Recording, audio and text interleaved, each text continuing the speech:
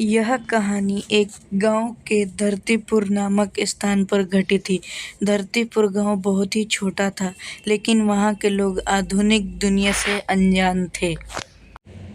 वहां के लोगों की मुख्य आर्थिक स्रोत कृषि था और उनका सबसे बड़ा सहारा मौसम का निर्णय था।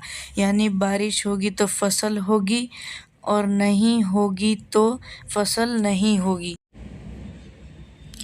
वहाँ के लोग ईमानदार और मेहनती भी थे और खेती किसानी करके दूसरों के घर काम करके अपने घर का गुजारा करते थे। धरतीपुर गांव में एक बड़ा धनी व्यक्ति रहता था जिसका नाम राजेश्वर था। राजेश्वर गांव का सबसे धनी व्यक्ति था और उसके पास कई बड़े खेत और बड़ी संपत्ति थी, लेकिन यह धन उसके मन में गर्व और घमंड की भावना को उत्तेजित कर देता था। राजेश्वर के खेतों में काम करने के लिए अनेक गरीब किसान आते थे, जो उसकी खेतों में मेहनत करके अपने परिवार के लिए रोजगार प्राप्त करते थे। वे सभी मानवता की दृष्टि से समान थे, लेकिन राजेश्वर की दृष्टि में वे उनके सेवक थे।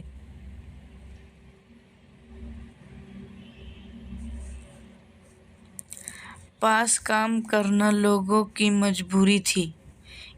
इसी गांव में मोहन नामक एक मेहनती किसान रहता था। मोहन एक सीधे सच्चे जीवन शैली वाले आदमी था, जिनकी मेहनत और समर्पण की प्रेरणा गांव के लोगों को देती थी।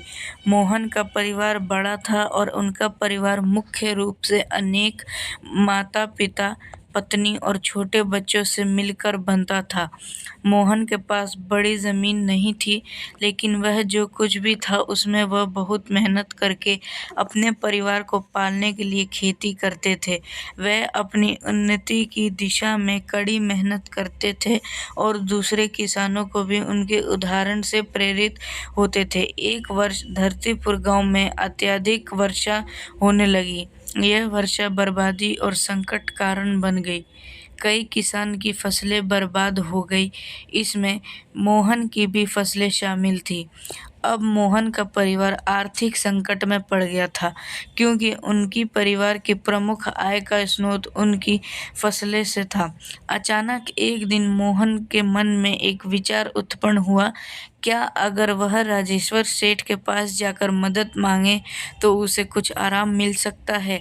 उसने सोचा कि राजेश्वर सेठ तो गरीबों की मदद के लिए नहीं आएंगे, लेकिन कुछ भी हो सकता है। उस दिन मोहन ने साहस जुटाकर राजेश्वर सेठ के पास जाने का निर्णय किया। उसने सोचा कि जो कुछ भी हो उसे कम से कम यह दिखा देना चाहिए कि वह एक मेहनती और समझदार आदमी है, जिसकी मदद राजेश्वर सेठ के खेतों के काम आ सकती है।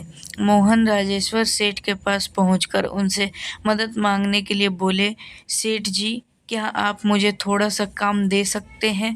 मेरी फसलें बर्बाद हो गई हैं और मेरे परिवार को भूखा मरने की स्थिति में है।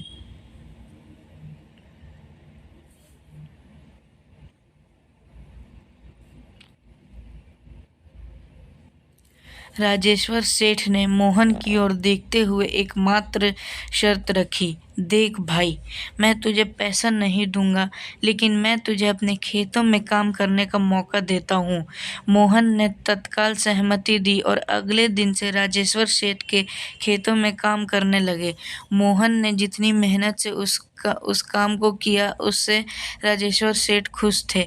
धीरे धीरे मोहन ने खेतों के काम को तेज कर दिया और 2 महीने में ही उन्होंने अपना काम पूरा कर दिया। राजेश्वर सेठ खुश थे क्योंकि मोहन ने उनकी उम्मीदों से ज्यादा काम किया था, लेकिन उन्होंने इस बयान नहीं किया और अपने घमंड में दिलासा देने के लिए उन्हें उनका तनख्वाह कम दिया। मोहन ने सेठ के साथ काम करते समय उसका व्यवहार अच्छे से देखा और उसने यह समझ लिया कि धन की महत्वपूर्णता के साथ साथ मनुष्य का दिल भी महत्वपूर्ण होता है।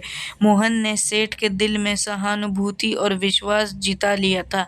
कुछ समय बाद मोहन ने खेतों में में एक नया तकनीकी सुधार लागू किया जिससे फसल की उपज दोगुनी हो गई। इससे राजेश्वर सेठ को अधिक मुनाफा हुआ और उन्होंने मोहन का सम्मान किया और उसके साथ उसके मन में विश्वास बढ़ाया। एक दिन राजेश्वर सेठ ने मोहन से बात की, मोहन, तूने मेरी उम्मीदों से बहुत ज़्यादा काम किया है और तूने मेरा साथ दिया। मैं तुझे अपना साथी मानता हूँ और मैं चाहता हूँ कि तू मेरे साथ ही रहे। मोहन ने सेठ के आग्रह को स्वीकार किया और उनके साथ काम करना जारी रखा। सेठ ने उसे अच्छी तरह से मानवाधिकार और सम्मान दिया और मोहन का जीवन अब खुशियों से भर गया। Please like, share and subscribe.